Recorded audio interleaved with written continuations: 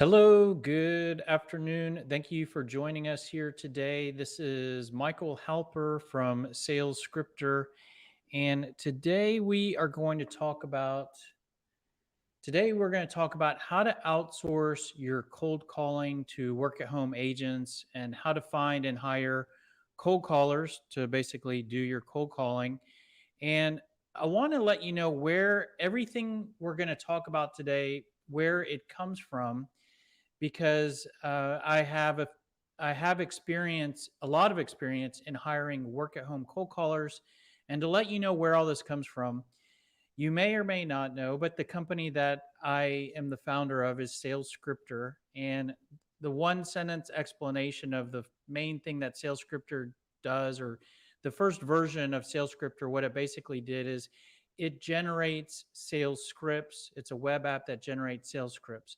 And where Sales Scripter comes from is that the company that I started before I started Sales Scripter was a company called Launchpad Solutions.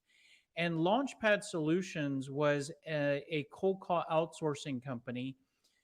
I started that as a sales consulting business, but what I ended up doing was providing cold call outsourcing. What I basically did is I had a bunch of small business owners that I was providing consulting for, and I realized that all of them needed someone to make their cold calls.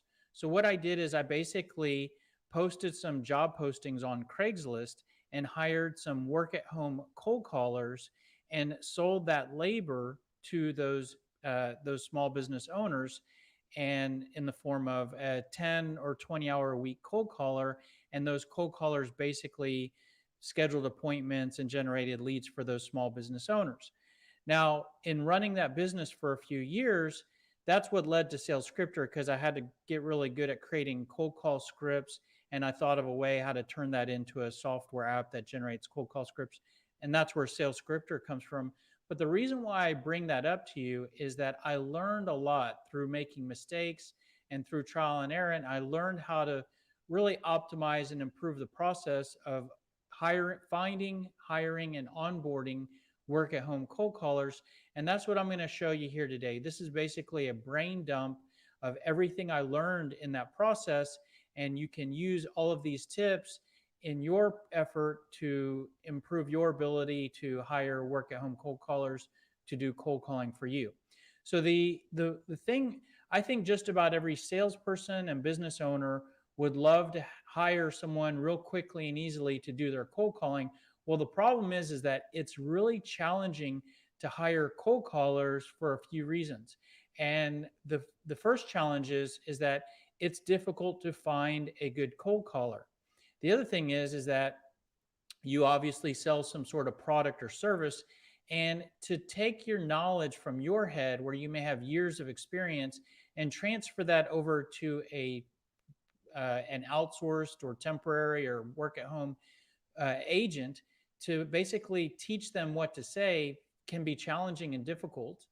And then if they are working from home, it can be difficult to make sure that they're doing their work. By the way, I mean, if you hire any employee, it's difficult to make sure that they're working when they say they're working. So that can be challenging even more when you have a virtual worker.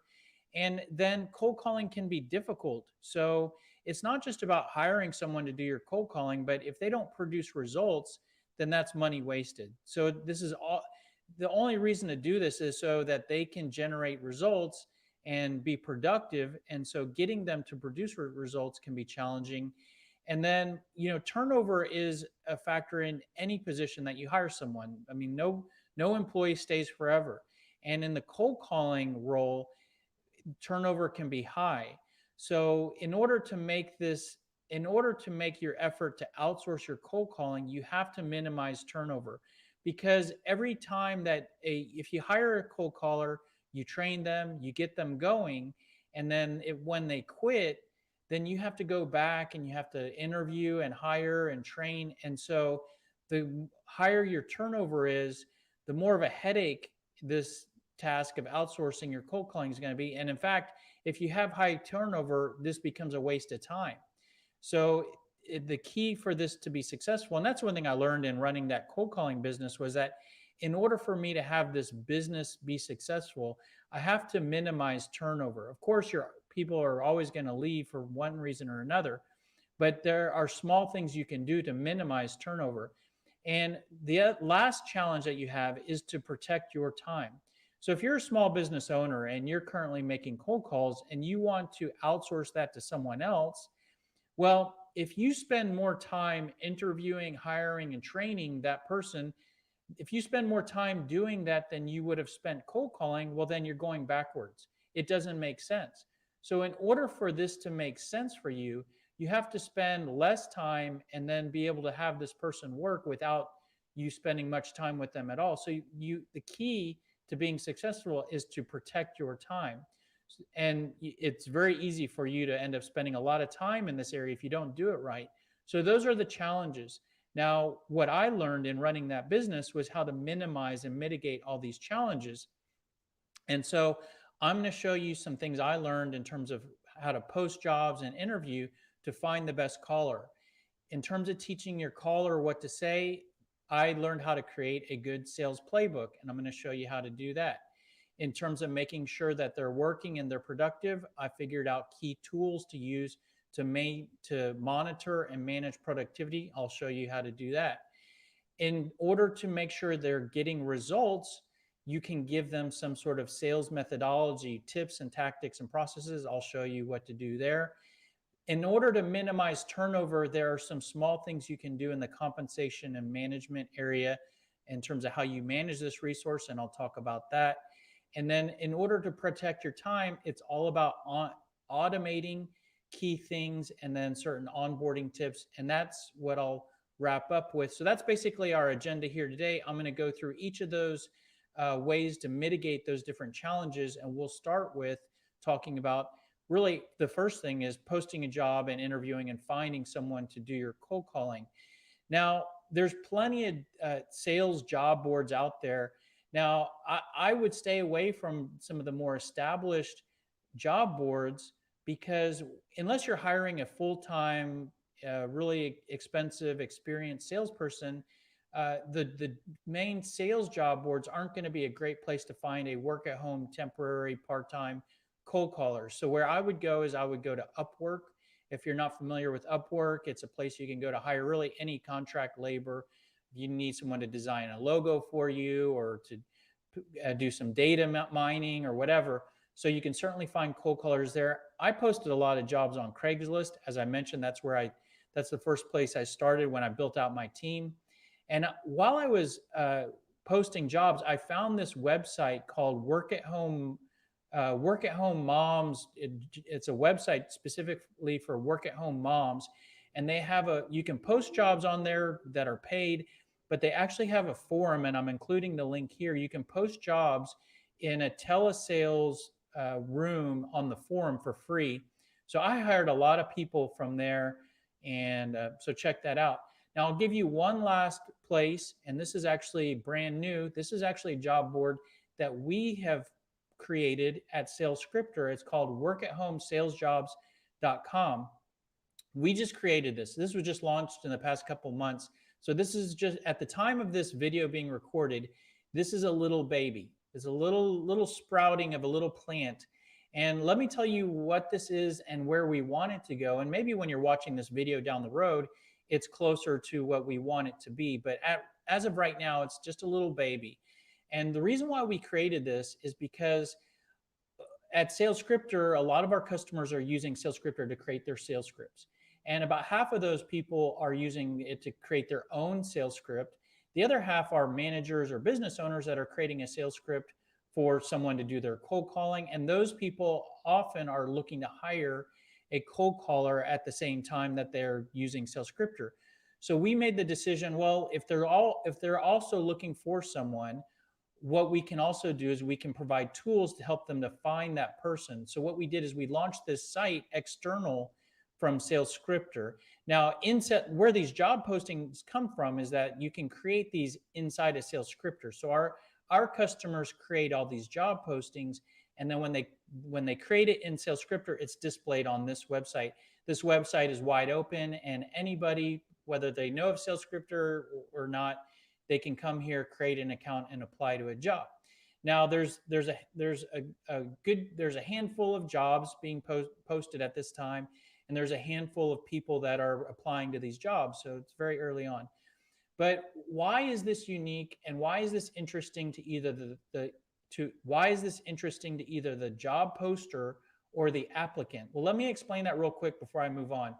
First of all, a lot of these people that are posting these jobs are all using sales scripter generated scripts and the sales scripter sales methodology.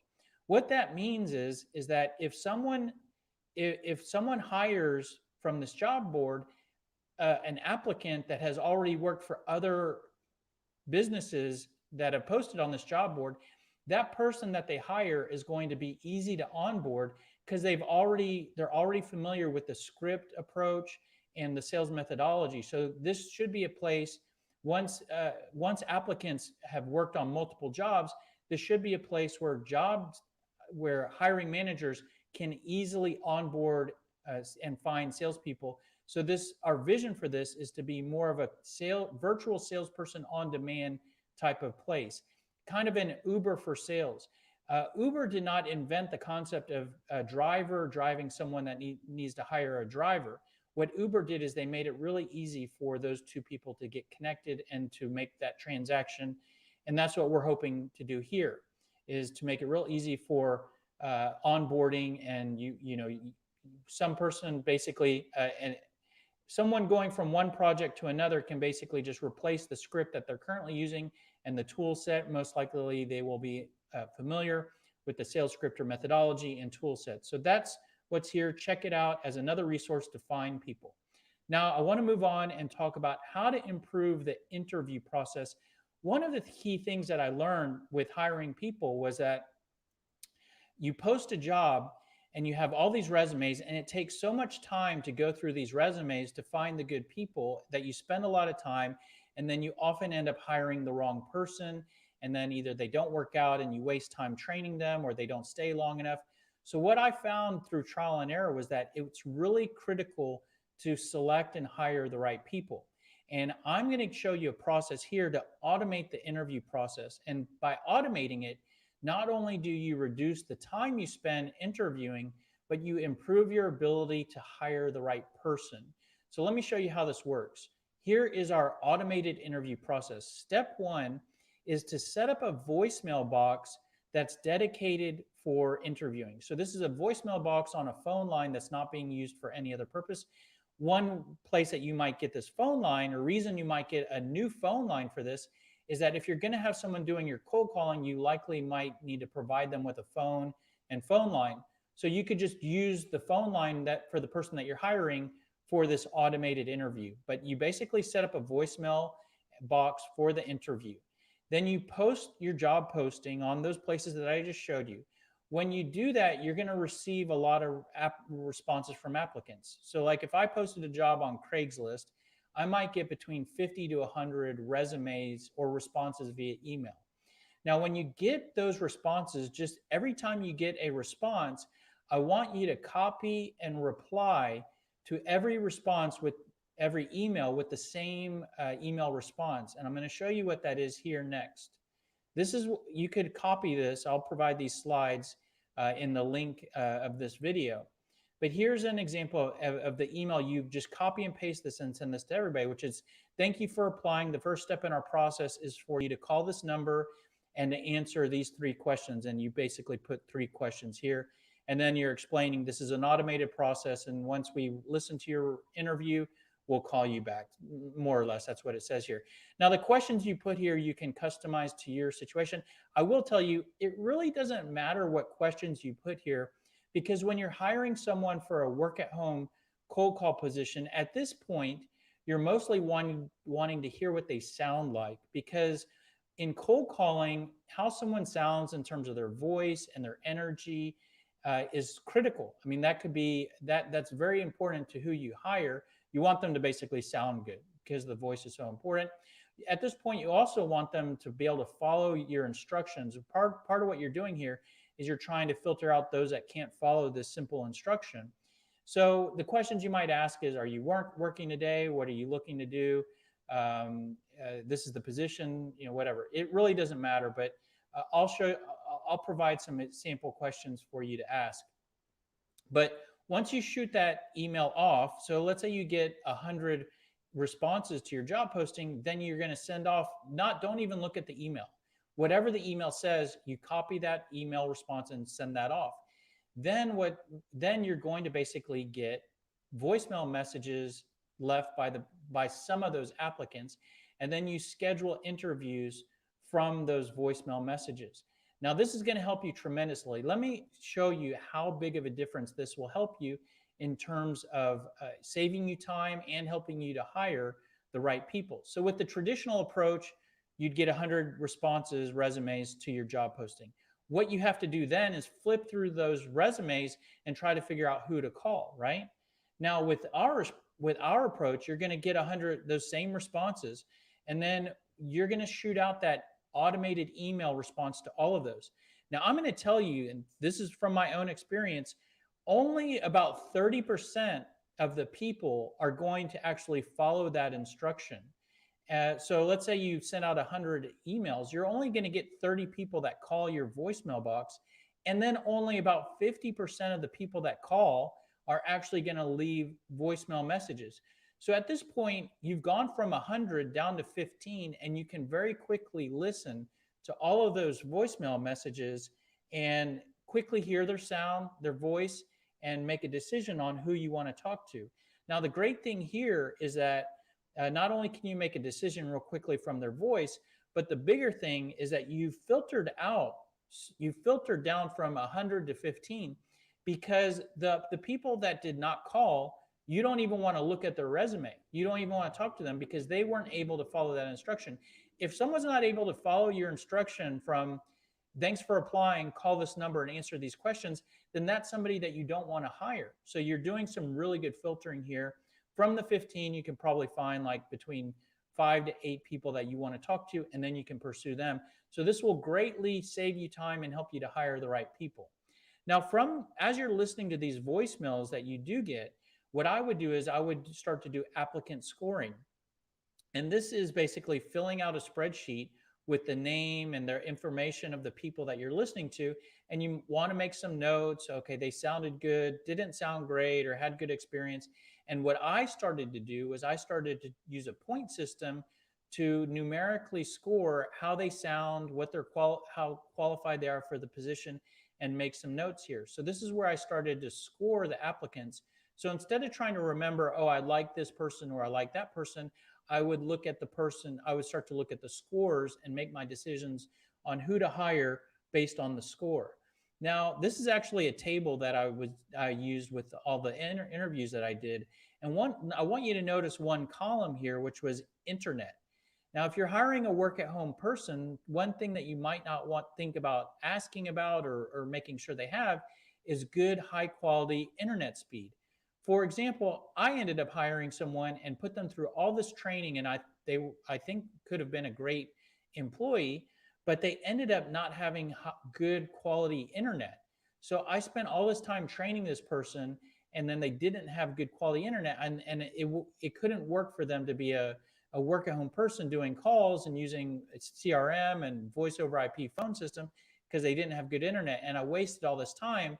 And I bring you up that example there because that was an example of a fail on my part, trial and error, where I figured out, you know what, I made a mistake here and I wasted a bunch of time. And one of the reasons why I made that mistake is I didn't ask the right question when I was talking to them, because the problem was that they did not have internet, and I did not ask them how, do you have high-speed internet? And so the problem was they did not have internet. And I realized, well, I should have asked the question of, do you have high-speed internet? So what I learned through this was that it's critical to, when you're interviewing, in order to hire the right people, you need to ask very specific questions for each of the key things you need that person to have in order for them to be successful and for them to perform. And so if I need someone to have internet, I need to ask a question about that. And then I started to realize, well, what are the key things that I need a work-at-home cold caller to have? or the experience to have or the personality traits to have in order for me to for this person to most likely be the right person for me to hire? Well, I'd like for them to have a good work office environment in their what. So I might need to ask them, tell me about your workspace. Do you have a table to work on? Do you have dedicated workspace? I need to know, are they able to make cold calls? Not necessarily do they have experience making cold calls, but how do you feel when it's time to pick up the phone and make a cold call or call someone that isn't expecting your call? Are they able to learn new processes? I'm going to teach someone a lot of different tips and tactics, and so I need to know, tell me about a process you had to learn in the past. So I started to learn that it's not about just what are your strengths or what's your biggest weakness or where do you see yourself in 5 years, but if I make a list of the key characteristics of what the best person for the role that I'm hiring, then for each characteristic, there is a corresponding question that I need to ask. And if I ask each question, then I can score each person that I interview, how their answer was for each question. And then I could hire the person that basically has the highest score. And so this is how I started to take applicant scoring to the next level. By the way, everything I'm showing you here today, you can apply to either work hiring cold callers, but you could also apply this to just hiring anybody as well. And so, and also, a lot of what I'm going to show you here today, we've built tools for, and I'm going to show you these tools inside of Sales Scripter. And so, I'm showing you these because just to either let you know that there's tools for these already created in Sales Scripter, but also I'm going to show you these because this might give you ideas for tools that you could use on your own or whatnot. But I just told you that, I learned this, of how I learned that, well, in order to ask the right interview questions, I need to start with what am I looking for? Well, we actually created a tool in Sales Scripter called the Interview Builder, which you'll see identify requirements. And so we actually built a database of all the different personality requirements, skill requirements, financial requirements, education requirements, experience requirements, availability requirements. Each of these has characteristics that you might look for. Now, these may give you ideas of what you might want to look for in a person. I mean, you might have an idea. These might help you to build your job posting, job description of who you're wanting to hire. But the key thing here is that in Sales Scripter, for each of these, and you just drag and drop and build a profile of the type of person that you're wanting to hire. And then when you move to the next step, for each characteristic that you selected, we've actually written a few questions. So if you want someone with strong work ethic, then here are a few questions to ask, and you can drag and drop and build out the list of optimum interview questions for the profile of the individual that you're looking to hire. And so one of the you may say, well, that's neat, or here it could be a time saver for you, or it could help you to be a better interviewer. But one of the real benefits to having this inside of Sales Scripter is that we display, if you're using Sales Scripter and you want to pull up your interview questions for a particular position, we display all of those different questions inside the tool, and you can score here real easily, on a scale of 3 to -3, how good or bad that applicant answered each question. So this makes it real easy for you to create your scoring as you're talking to people, and you can make notes if you want. But what that does is that feeds all of your applicants and their scores into this tool here called Applicant Ranker, which basically ranks from a numerical standpoint all of the people you're interviewing. So instead of just interviewing a bunch of people and then saying, oh, that the person you talk to at the end, is more freshest in your mind, so that's the person you hire, or you just had a really good feeling about this one person, this allows you to really get a numerical view as to how each applicant stacks up. And this can improve your ability to hire the right person. And by hiring the right person, you can decrease turnover, and that can save you time wasted on having to rehire and train the same person over again. So just some ideas there. Now, again, those are all of my thoughts on that you can apply to improving your ability to find a good cold caller and select the right person regarding job postings and interviews. So now you've hired the person. Now you need to teach them what to say. you sell some sort of product or service, they have no idea of what you do, of your industry. So here's the next challenge. And so what most companies do is they use more of a product selling approach. So they teach their salespeople to, this is who you're working for, this is what we sell, this is what you sell, this is what it does. Now go out and generate leads and make cold calls, right? And so we teach a different approach, which is more consultative selling, which is instead of talking about the product and features, these are the improvements we can make, these are the problems we can resolve, and these are good questions to ask. And the reason why I bring this up is because technically the consultative selling approach is easier to teach work at home cold callers. The reason why is it's a lot easier for me to teach a cold caller, ask these questions instead of answer all of these questions about your product. If you teach someone to go out and just talk about the product and make cold calls, they need to have a lot of details about what the product is, how it works, what it does. If you teach someone just to ask questions, then it's much easier. And so regarding, if you think of this in terms of a learning curve, with consultative selling, you can get someone on the phone the first day by saying, here's our value proposition, here are the pain points we're looking for, here are questions to ask. Now, I'll admit that if a prospect says, well, how does it work? That at that point, the work at home cold caller will likely not know how to answer that question. That's no problem at all, because we're going to teach the work at home cold caller to answer that, to say, that's a great question. Why don't I schedule a call with you and one of our senior partners, and they will be able to not only answer that question, but answer any other questions you have. How does next Tuesday morning look? So what you've done there is you've gone from a situation where they didn't know the answer to a question and turned that into basically them reaching their ultimate goal, which is to generate the lead and set the appointment. So if you look at this chart here, the green line is the learning curve. So you can get to where the cold caller is able to set appointments with little learning. What that means for you is that it's very easy to teach them what to say, and it's less time. And if they quit, they're easier to replace.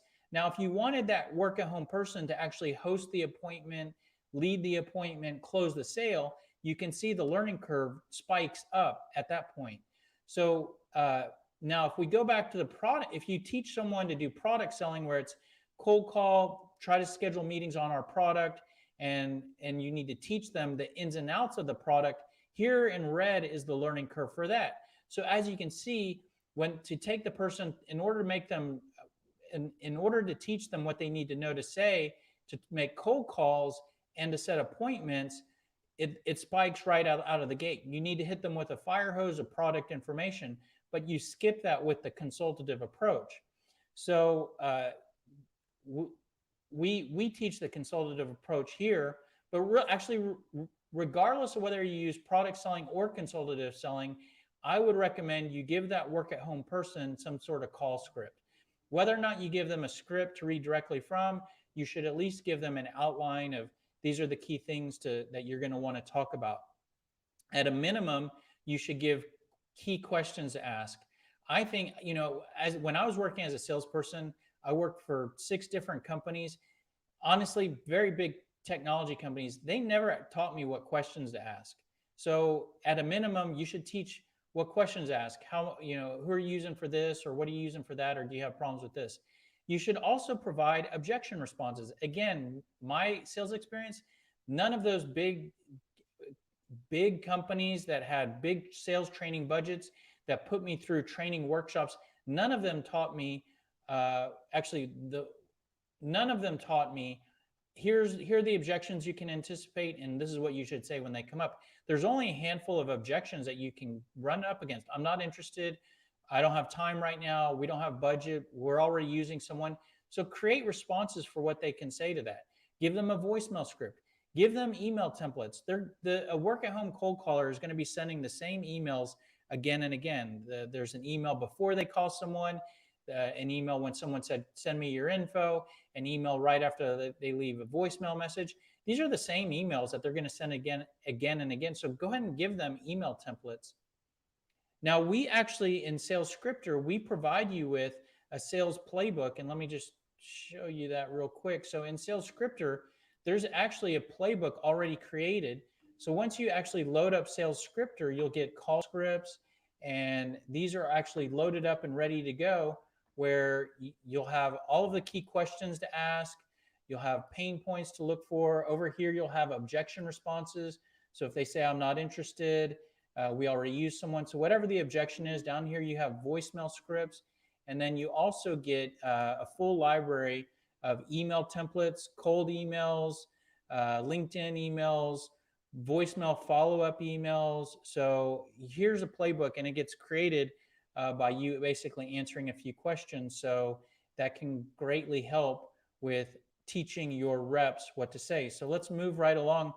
The next thing we want to talk about is we want to make sure that they are working, right? This is someone who's working from home who you likely will never ever see, except maybe on Skype or a video call. So let me share some tools that you can use to help with that. First of all, they're going to be making cold calls. I would recommend that you get them on your voice over IP phone system. So certainly you could have them make calls on their phone, their mobile phone, or their own phone system. But go ahead and create a voice over IP phone, and then you don't even have to give them a handset or a physical phone, because with voice over IP now, as you probably know, you can use a soft phone, and it's real easy to set up. I've used a number of different voice over IP providers when I was running that business. The best one, and this is the one I still use today, is Ring Central. And so it's real easy to create a phone. This is even the phone system that you could use for your automated voicemail for your interview process. And they have call recording, and it's really easy to use. So I would recommend you use that.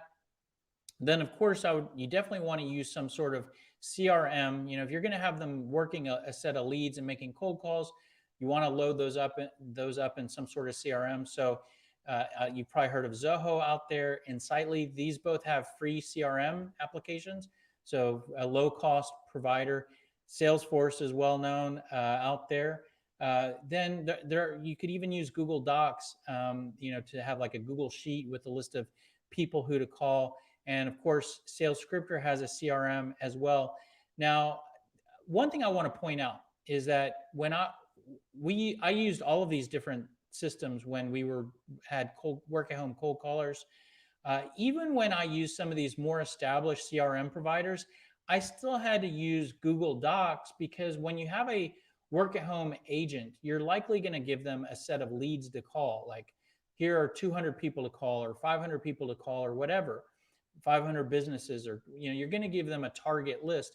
And what I found with these other CRMs was that it was really difficult for me to give the caller their focused list, that call down this list and work from the top and go to the bottom. So even with the CRM, I still always had to give my callers a Google Docs spreadsheet of who to call.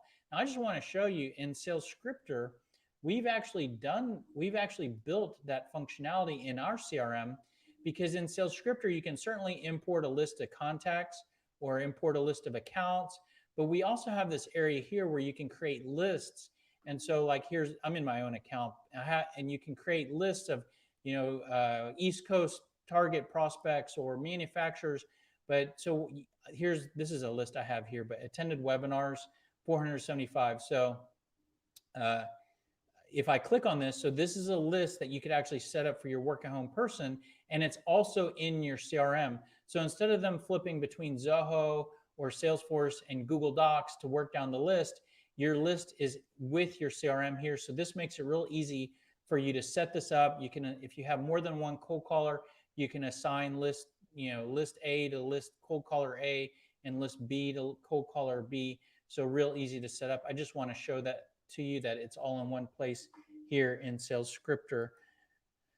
The next tool that you're going to want is you're going to want to track their time. I usually would pay my cold callers by the hour. So you need to track how many hours they're working.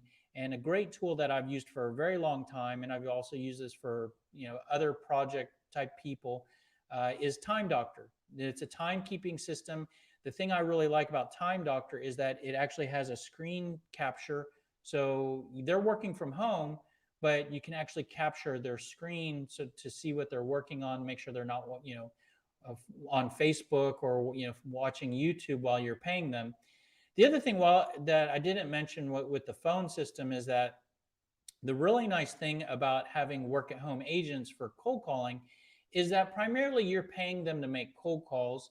And when someone's making cold calls, if they're using your voice over IP phone system, it's real easy for you to run a call log. So if they worked 3 hours today, you could go to your call log and see how many calls were made from their phone line today. And so, if you run a report and there were 60 calls made, you could do the math there and see, okay, well, they've made an average of $20 per hour. If you really wanted to look closely at the timestamp, you could see how many dials were made in certain hours or whatnot. But what I'm trying to say is that the good thing here, versus like if you hire someone to do financial account bookkeeping for you, it's really hard to know whether they're working, although Time Doctor could help with that.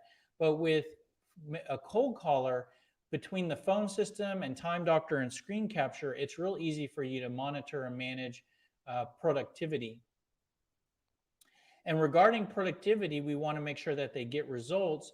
So what I would recommend is, if they're cold calling, you'd want them to use some sort of sales methodology for cold calling. And so what I would recommend is, in whatever methodology you use, you want to teach them what to say and ask at a minimum. And the key thing is at getting them to making it clear what questions they need to ask and get them asking good questions. I would recommend that you make them enable them to be prepared for objection handling, teach them how to deal with and get around gatekeepers. They're going to spend a lot of their time dealing with gatekeepers. Teach them how to close for appointments. They don't need to close the sale. Their goal is to set appointments, and teach them how to use email and voicemail in terms of prospecting, and how to put phone calls together with email and voicemail and repeated call attempts to create some sort of call cadence. So that's what I would recommend you teach them, whether or not you use your own tactics in each of those areas, or there's another methodology you provide. Now, the good thing is with Sales Scripter, we actually have a full sales methodology that aligns with everything I just told you there, called the Smart Sales System, Sell Smarter, Not Harder. And it's actually all on YouTube for free. But there's a methodology and a training module for each of those areas, actually more areas than what I just outlined. But this is all on YouTube for free. So if you hire your cold caller, you could have them go through this playlist of videos, no cost to you. Now, this training program is actually in Sales Scripter. And let me just show you something real quick. If I go back to Sales Scripter, so this is in Sales Scripter, the Smart Sales System. So you'll see here, there's that same sales methodology is actually here in Sales Scripter. So these are those same videos. Now, the difference between having this in Sales Scripter versus YouTube is that in Sales Scripter, there's a 5-question quiz with each module. And this is not a real brutal quiz. It just kind of makes sure that they watched the training and paid attention halfway. They should be able to get through the quiz. But the real good thing about this is, it's one thing to send them to our YouTube channel and say, watch these videos. But if you have them in Sales Scripter, you can make sure that they've watched them by seeing how far they've progressed on the different quizzes. So a higher level of accountability and management there. All right, now let's talk about how to minimize turnover. And, it really comes down to, how you pay them and how you manage them and how you coach them. And so let me give you just a few tips in this area. First of all, I think that in my business, I hired mostly domestic US-based work at home people. And this was a few years ago, so, prices have changed. But when I was doing this, I figured out that the range was between $10 to $15 per hour. I usually started my cold callers out at $13 an hour. My advice would be to pay people well. I always like to pay people well because you want them to be rewarded and you want people to stay with you as long as possible. But especially with cold calling is difficult. So when one of my automated interview questions was, how much do you want to be paid for a work at home cold call position? And some people would say, I think the average answer was $9 or $10 an hour. So I never wanted to pay the minimum. I would pay them 13, and if they had worked for me for a couple weeks to a month, I would move them to $15 per hour pretty quickly, and then to 17, and then even up to $20 per hour, so that they stay. The longer someone stays, the better they get, the less time you have to spend with them. And so that's what I did. If you hire offshore, the range could be between $2 to $7 an hour. My advice would be you get what you pay for. If you do hire offshore, the Philippines is probably the better offshore country for cold calling. I like to give bonuses in reward for performance and hard work and results. So I would usually give between $20 to $50 per appointment or lead generated, or $5 to $10 an hour for offshore. The range there between 20 to 50, I usually made that decision by, like, there's some B2B projects where there's let even when someone's working hard, there's less appointments, and so I would usually pay $50 for those. But there's some, excuse me, but there are some projects where there's a higher volume of leads. Let's say that it's a cheaper product, it's a shorter life cycle, you're calling into smaller businesses. With those, I would pay $20 per hour. 1099 versus W2, I usually always treated these people as 1099. It kind of actually falls into a gray area. If someone's working at home on their own equipment, it usually can be more of a 1099, where they're more of a contractor than having to be an employee for you. One of the key things with them being a 1099, a key requirement, and by the way, I'm not a labor lawyer or no labor policies. And but this is just what I kind of learned, was one of the key things that makes them lean more towards a W2 is if they're working a schedule for you, and if you're telling them exactly what to do every day, they're a lot more closer to an employee and need to be on W2. So when I hired these people, I let them work whenever they want, and I gave them training and gave them direction, but I didn't really instruct them day to day. And regarding part-time versus full-time, cold calling can be tough. So even regardless of your budget, I like to hire more people to work more between 10 to 20 hours a week. I didn't want to hire someone that would sit there and make cold calls for 40 hours a week, just due to burnout. And my logic was that they will perform better if they're working less hours, even if I maybe need to pay them more per hour. All right, let me give you some tips on how to manage this work at home person. And a lot of these tips, like I said, can be applied to hiring any person, regardless of role and whatnot. But this one is specific to cold calling, which is, don't ever forget how difficult cold calling is. I mean, these people can get beat up. They can get rejected, a lot of call attempts without talking to anyone, a lot of frustration dealing with automated phone systems where sitting on hold and dialing through different automated queues. So it can be challenging. So the first thing is just to always maintain an understanding of how difficult the job is that you're giving to someone. Then I like to focus more on inputs instead of outputs. I think a lot of sales managers or people that hire people for cold calling, they typically will say, where are the leads, which that's focusing on the outputs, right? With the leads are the result.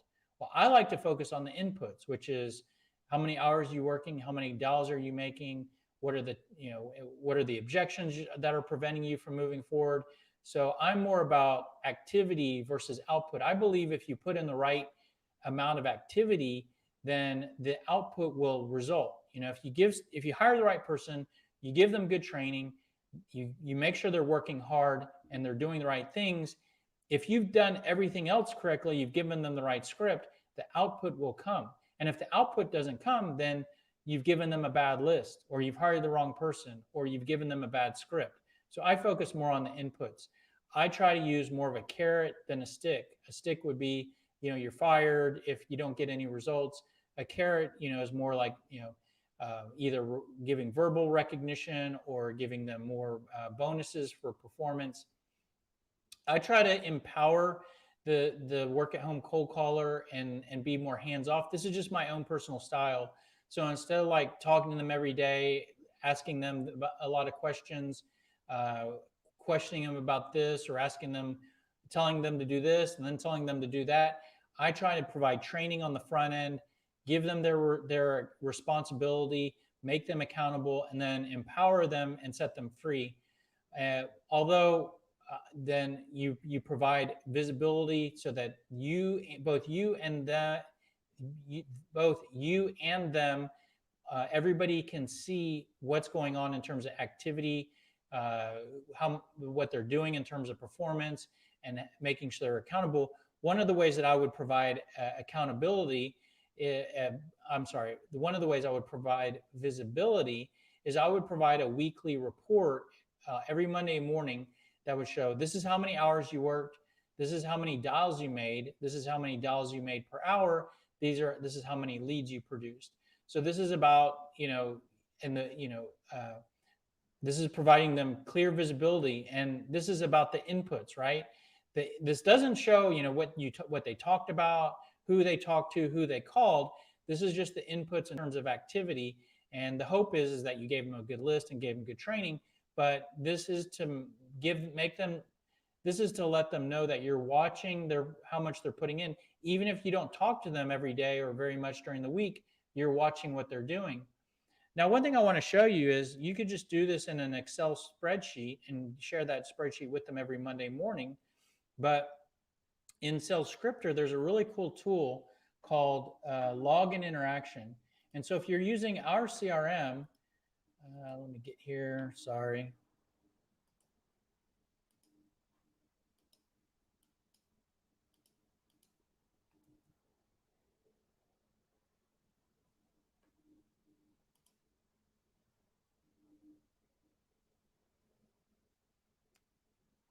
So there's a button here for login interaction. So if you click this login interaction, which is something most CRMs have a button for log a call, but instead of just having an open text field where someone makes notes and puts what just happened, what they just did, we have a fixed selection of what happened. So maybe they made a phone call they could log, they called someone, gatekeeper answered, gatekeeper blocked the call.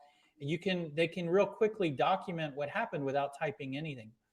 And what this does a few things. First of all, this gives them points, quality points and pursuit points. So the quality points are how interested or disinterested the prospect is. And pursuit points is how much energy and effort or good job the salesperson is doing. So this is kind of the salesperson, a picture of the salesperson and a picture of the prospect. And then in the database, this will get documented. This will get documented as history on this particular contact, but it also get logged in the database that the salesperson made a call, the salesperson got blocked by the gatekeeper, and you can then run reports for each salesperson or work at home cold caller. How many calls do they make? How many times do they get blocked by gatekeeper? And you can provide reports on anything you're wanting to know here. And they could also document emails sent, meetings happened. Here's another thing. So what happens on the call, they can document. So, they ask for a demonstration, they ask whatever happened here. You could also have them easily document what objections came up. So they said they already used someone, and it's just real easy to fully document with a few clicks, and they can schedule their next task. But the reason why I bring that up is that you can run reports on all of those checkboxes and share that data with the salesperson and say, here's how many times you got blocked by the gatekeeper, here's how many calls you had. And you could use that for either, accountability, visibility. You could use it for rewarding, saying, look how great your calls went up this week or they went down this week. So you can use that data for managing, visibility, accountability, and performance. So that's how you kind of manage them. But what I would recommend is that you also be their coach. And of course, you're going to train them on the front end. But what I would recommend you do is every Monday, maybe when you're sharing the reports that I just showed you, you provide coaching. So every Monday morning.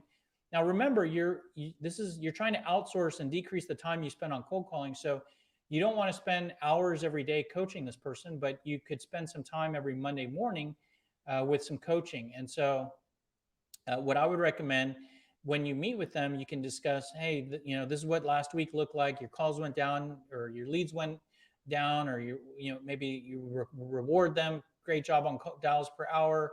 Great job on 3 new leads, whatever. So you discuss the week before. Then it's always good to discuss objections that came up. Now, so if you don't use a system like Sales Scripter, you might just have to ask them, well, what objections are you running into? Let's talk about those.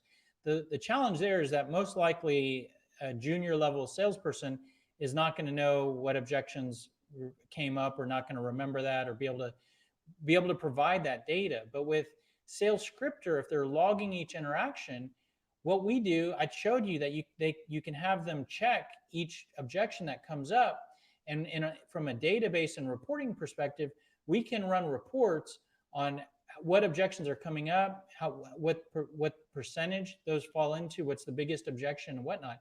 And you could run this report every Monday morning for the week before, for a particular time period, a particular sales rep. And this allows you to basically be really productive in that coaching meeting, because you can tell them, hey, listen, according to what was documented last week, this is the objection that came up. So how are you responding to that? What is the sales script that we gave you for that? Is that objection on the sales script? Let's role play that. So this type of data can take you from a really lousy sales manager to become a really awesome sales coach. So the next thing that you could do, and whether or not you role play the objections, you could role play with your rep. You could role play the script. You could role play Q&A questions that they should be asking. So I know firsthand, role playing can be really uncomfortable for you, the hiring manager, trainer, coach, and it can be really uncomfortable for the junior level salesperson, and it's time consuming. Let's just say it's probably safe to say that most of us agree that role playing is not a lot of fun, especially if it, or at least in my opinion, it's not. But at Sales Scripter, we've actually provided a tool here to make role playing easier. And so in Sales Scripter, let me just show you this real quick. Actually, I'll just show you from the screenshot here. But in Sales Scripter, there's a role play tool that allows you to role play with like an AI basically, with like a Siri or an Alexa. So there's 3 different scenarios. There's a prospect scenario, gatekeeper scenario, or like an objections drill.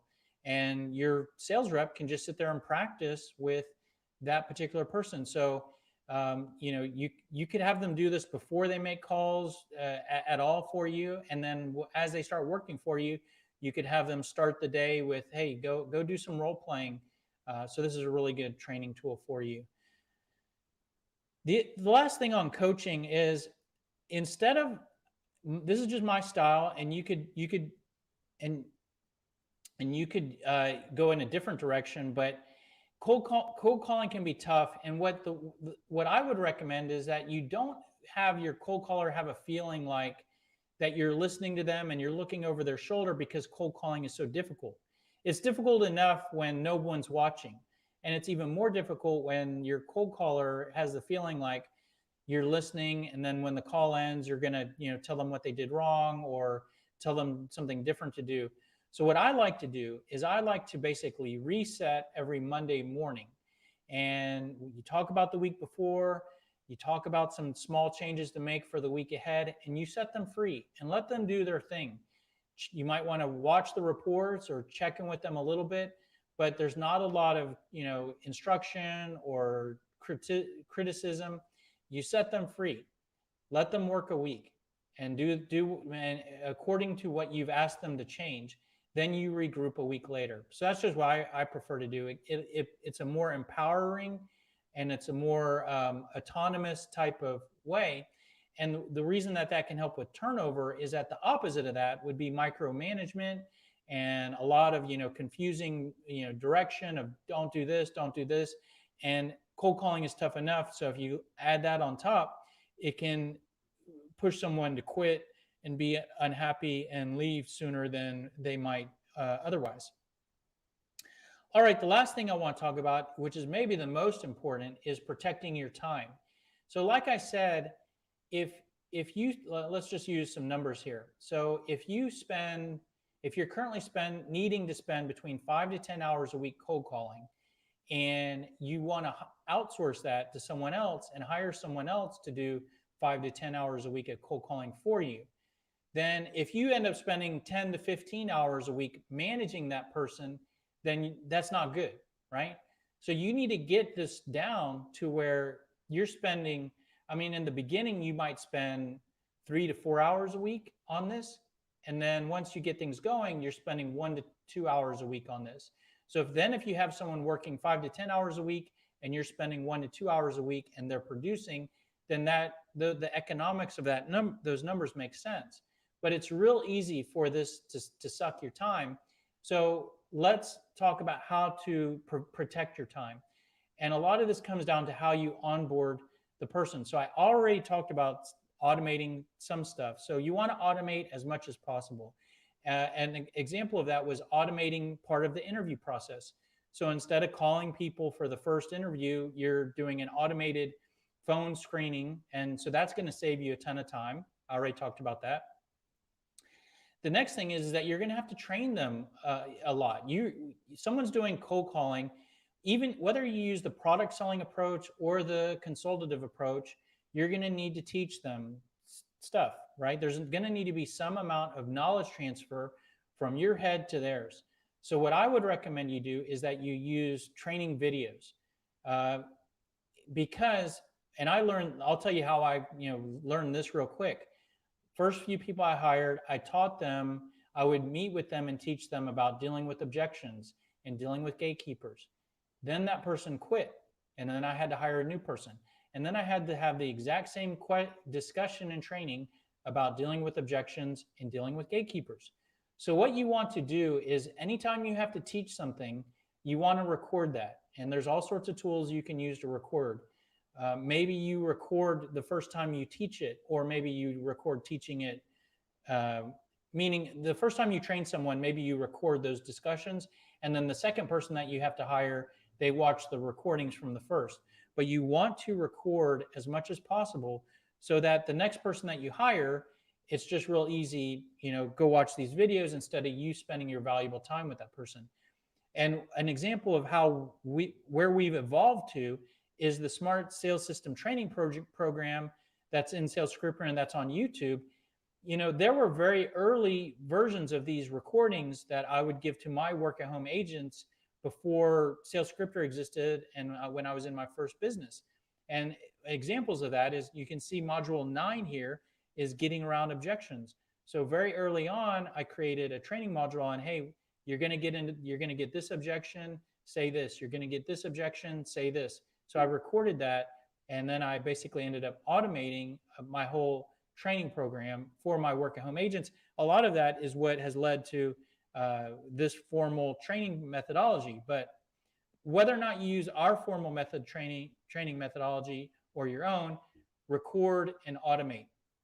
Now, the good thing is if you use SalesScripter for all of this, a lot of the training you don't even have to worry about setting up or recording because it's all right here.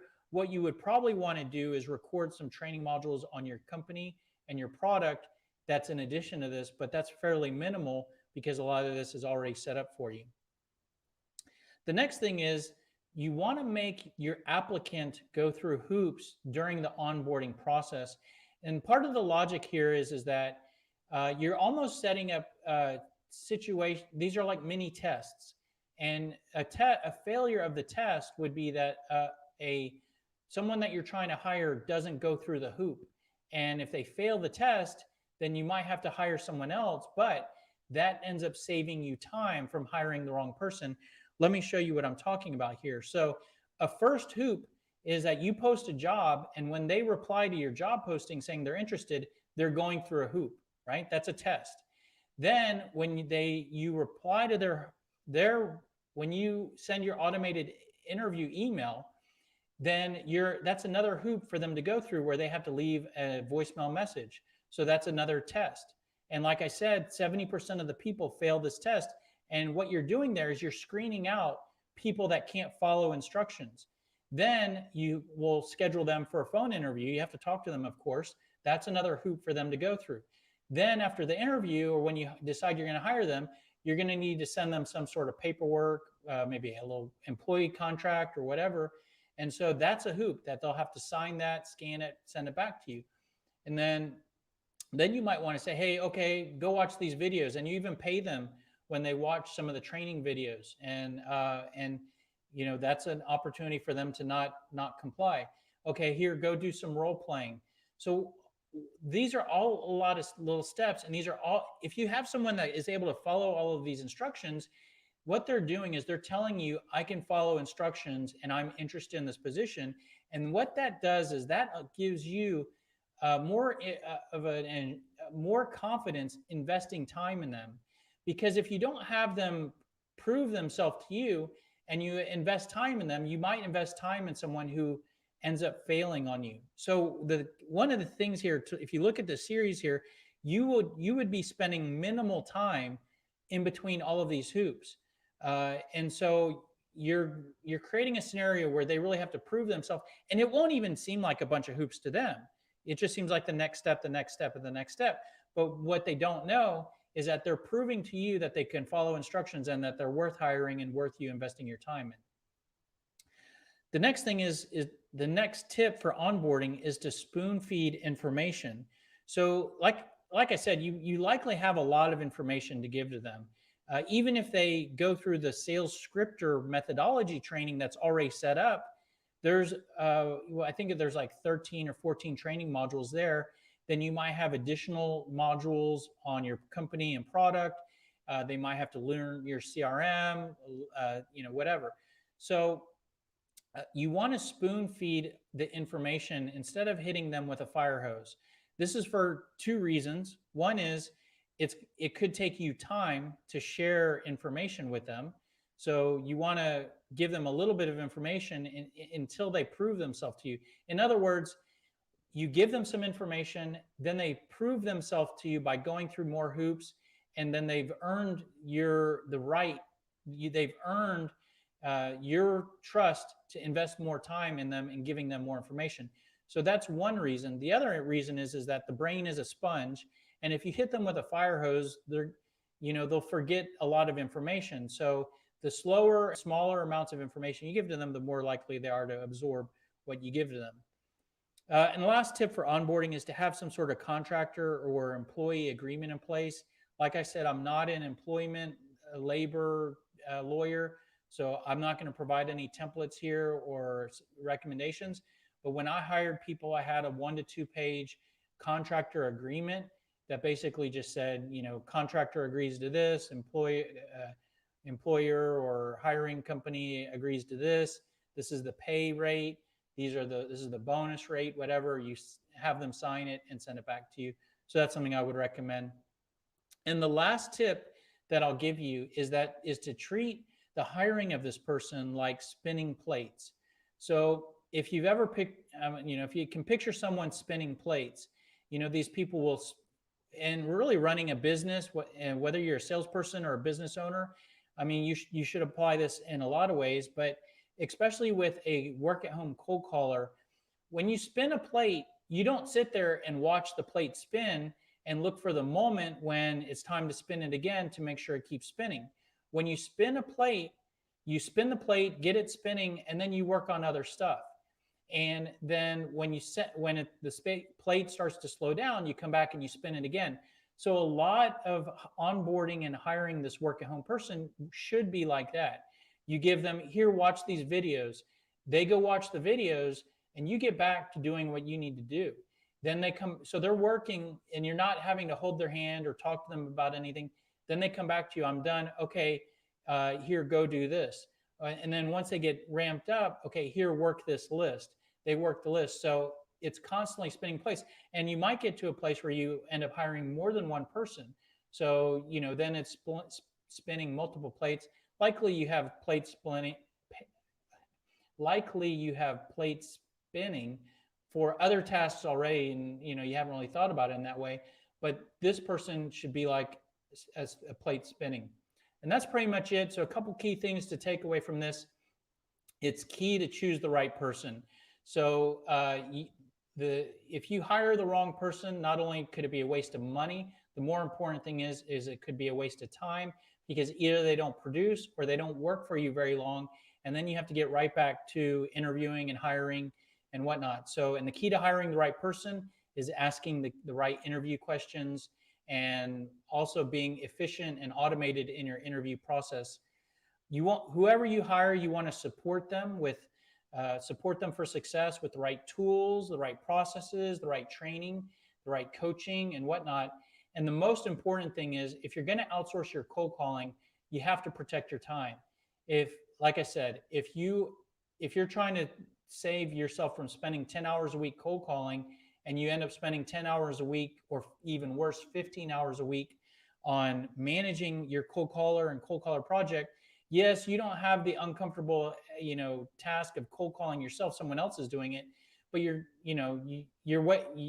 might as well have just done it on your own, instead of dealing with the cold caller and all the tasks and headache that comes with that. So that's pretty much it for today. Hopefully you got a tip in there with something that can be helpful.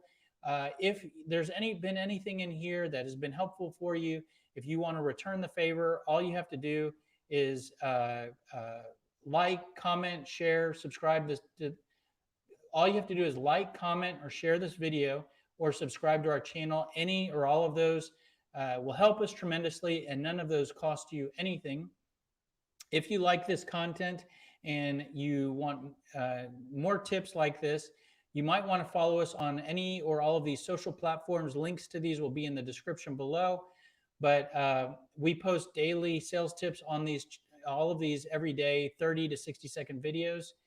If you want more of this, like today we talked about the consultative selling approach. We talked about Sales Scripter and the tool set here. If you want more help, all of what I've talked about here today is part of the SMART sales system. So SMART stands for sales messaging and response tactics. Basically, our philosophy is that a salesperson's best sales tool is the words that they use. And so we help salespeople to improve sales and to get better by improving what they say and ask. And we provide tools and tactics, and help them to how they respond to objections and get around objections and deal with gatekeepers. Now, we call it a system because instead of this just being a bunch of tips that we hit you with a fire hose, this is an actual system that you can implement and go through step by step. Level 1 of the system is to organize and create your sales message. So we didn't talk about that too much today in this video, but all of our other videos, we definitely talk about the sales message. But the SMART sales system, let me say it this way. A lot of people come to us to create their sales playbook and their script and their emails. But before we create that, we want to create your sales message, which would be, what do you sell? How do you help? What points do you solve? What questions should we ask? Once we have all of that, we can use all of that to then create your playbook, to create your call script, to create your voicemails, objection responses, and whatnot, email messages, because all of those different bullet points can be mixed and matched to create all of your different documents and sales tools. Then once you have all that in place, then it's about execution, and that's what level 3 is, which is the how-to. So if you have your cold call script, okay, great. Now, how are we going to cold call? How are we going to organize the call and manage the call? If you have your email messages, okay, well, how often are we going to send those emails? How are we going to organize our email campaign and whatnot? So that's level 3. Now, the good news is that if you're interested in some or all of that, you can get started with the SMART sales system for free, because it's all on YouTube. There are training modules for all of this. I showed you already today that our full sales methodology is on YouTube for free. Now, the reason why we give away that for free is because the upgrade from there is Sales Scripter. And I've shown you a lot of Sales Scripter here today. Sales Scripter aligns with the methodology in these 3 levels, because the level 1 is to create your sales message. There is an area of Sales Scripter called the Sales Message Builder, and it basically takes you step by step to organize all of your key things you should be saying and organize your sales message. Once you've done that in Sales Scripter, there's an area of Sales Scripter, and I showed you that here today, called the Sales Playbook, and that's a library of scripts and emails, objections and responses and whatnot. That fills in with your sales message from level 1. And then there are tools in Sales Scripter for level 3 to help you with cold calling, cold emailing, cold uh, email automation, CRM, objection handling, whatnot. Now, if you want more help beyond that, you can purchase consulting time with me. I certainly work with a lot of our customers and help them with building their sales message, creating their scripts, creating their emails, executing, getting everything set up and whatnot. So, uh, plenty of options there for you. But if none of those options really make sense for you just yet, another option is you could purchase our book called The Smart Sales System, Sell Smarter, Not Harder. And you can get that on Amazon right here. The book basically aligns with the methodology that's on YouTube. So some people prefer to read, some people prefer to watch videos. The nice thing about the book is you can highlight and flag chapters and flag pages and have it on your desk when you're selling, which is a little bit more of a helpful tool than having YouTube videos flagged. So that's pretty much it. If you want more information, you can get plenty of information on our website, salescripter.com. And there's a chat window there. You can chat with us. You can contact us via email, sign up. There are tons of videos on salescripter.com. There's ebooks you can get that are sign up to receive via email that are completely free. So check us there. Other than that, thanks for being here. Thanks for staying to the end of the video. And we will look for you on the next one. Have a great day. Bye.